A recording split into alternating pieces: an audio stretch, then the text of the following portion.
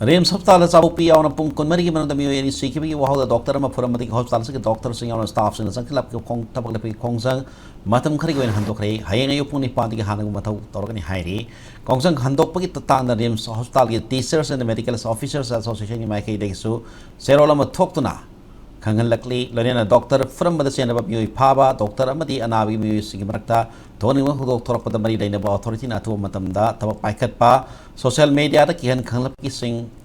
cyber crime am de legal ga mari daina ba thabak lokhat pa Rems hospital security matik sana thamba mari miang oi ba tongan selam hang dok pa haibna sing madiman sing serola duna pali amram da yari makai matung da miang yai phana ba thabak tawduna pa da photo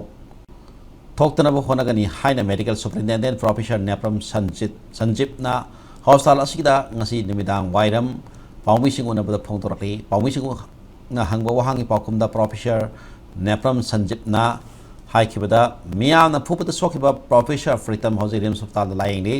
masaring thina fagale adu kharati na sokibna lying sathari haiki paumi singu na bada yaukiba gaini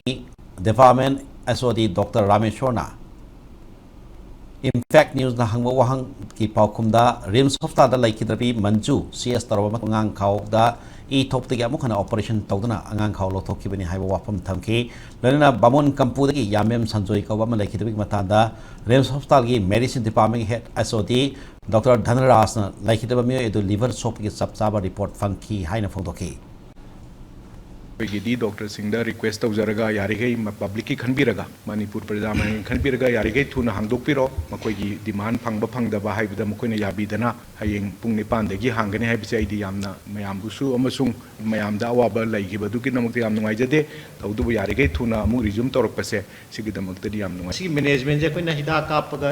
ngang khauji kanjallalaga bleeding control tongnaba medicine gi mateng lorga hida kapaga honai adudha ngamaktragadi I tholaiba organ do sacrifice tonai sacrifice tor habidi angang khaudu lokthoknai magi mother do shape tongnaba adudha angang khau lokthokpai maramje mother do shape tongnaba bleeding toriba side to si adum marak marakta thoi patient history of alcoholism